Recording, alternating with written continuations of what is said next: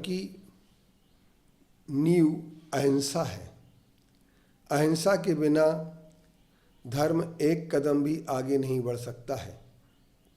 लेकिन जब अहिंसा के विरोध में क्रिया खड़ी हो जाती है और क्रियाओं का सिर्फ पालन किया जाता है और क्रिया को ही आधार बना दिया जाता है और क्रिया की पूर्ति के लिए व्यक्ति कुछ भी कर गुजरने को तैयार हो जाता है, तो उस समय धर्म की अहिंसा दब जाती है, अहिंसा का दमन हो जाता है।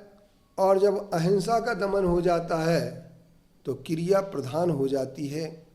लेकिन क्रिया के प्रधान होने पर यस्मात् क्रिया प्रतिफलंति न भाव शून्य है। क्रिया जब भाव से शून्य हो जाती है तो वह किसी प्रकार से फलवान नहीं होती है।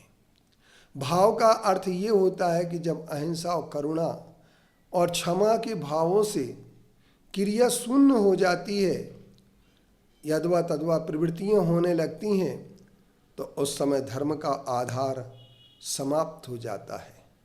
यदि धर्म के आधार को, अहिंसा को आपको सदैव जीवित रखना है तो आपको एक बात सोचना पड़ेगी। अभी एक कथाकार ने वीडियो में अपना एक स्टेटमेंट दिया और उसने ये कहा कि हनुमान जी के ऊपर वर्क नहीं लगाना चाहिए, क्योंकि हनुमान जी के ऊपर सिंदूर ही लगाना चाहिए। वर्क की उत्पत्ति, वर्क का प्रोडक्शन प्राणियों के मरे हुए अंगों के मांस के जो झिल्लियाँ होती हैं, अवयवों की झिल्लियाँ होती हैं, उन झिल्लियों के आधार पर एक डायरी तैयार की जाती है और उस डायरी को ठोक ठोक करके चांदी के थोड़े थोड़े टुकड़े डाले जाते हैं और वह वर्क तैयार होता है। ऐसे वर्क को हनुमान जी स्वीकार नहीं करेंगे। आज हमारे शिरपुर में भी हमारे कुछ जैन धर्म के तथाकथित अनुयायी क्षेत्रपाल पर वर्क लगा करके सिर्फ अपने धर्म मानने की मान्यता को पूरा करने की कोशिश कर रहे हैं, लेकिन वे भूल रहे हैं कि वे अहिंसा परमो धर्म के सूत्र को धक्का पहुंचा रहे हैं।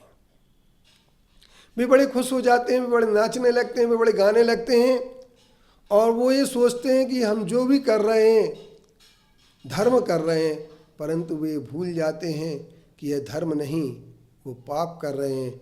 क्योंकि जब हनुमान जी या क्षेत्रपाल किसी प्राणी की रक्षा के लिए तत्पर रहते हो, हर प्राणी की, वो क्या किसी प्राणी के अंगों की झिल्ली से बने हुए वर्क को स्वीकार करेंगे? नहीं कर सकते। एक अपना बचाव करने के लिए एक सज्जन ने कहा था मेरे से, महाराज जी अब तो मशीनें बन गई हैं। मैंने उनसे पूछा वर्क की कौन सी मशीन, उसका नाम बताओ, तो वो नाम नहीं बता पाए। सिर्फ अपने पक्ष का पोषण और बचाव करने के लिए उन्होंने मशीन की बात कही, लेकिन सच यह है कि कोई भी ऐसी मशीन नहीं है वर्क बनाने के लिए। वर्क सिर्फ मैनुअल होता है और मजदूर लोग ही उस वर्क को बनाया करते हैं। एक झिल्ली के प्राणियों के अवयवों की झिल्ली की एक डायरी बनती है, उस डायरी में चांदी के छोटे छोटे टुकड़े डाल दिए जाते हैं और उनको जब पीटा जाता है तो वो पीट करके ठोकर खा करके वर्क बन जाता है। और ऐसा चांदी का वर्क लोग खाने में भी प्रयोग करते हैं।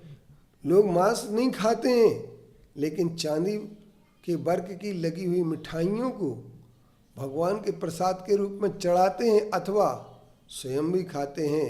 लेकिन वो भूल जाते हैं कि यह वर्क जो होता है वह हिंसा के द्वारा बना हुआ होता है। तो जैन धर्म अहिंसा परमो धर्म का सूत्र लेकर के जगत में आया है और भगवान महावीर ने यहाँ तक कि यज्ञ की हिंसा को भी समाप्त करने का आह्वान दिया था।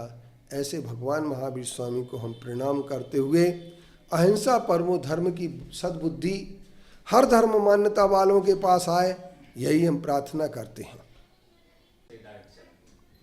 दोष रहित गुण सहित सुदीजे सुरनाथ जजे हैं, गेही पे ग्रह में न रचो ज्यों जलते भिन्न कमल है, नगर नारी को प्यार यथा कादे में हेम अमल है, चरित मोहे बस लेस न संयम पे सुरनाथ जजे।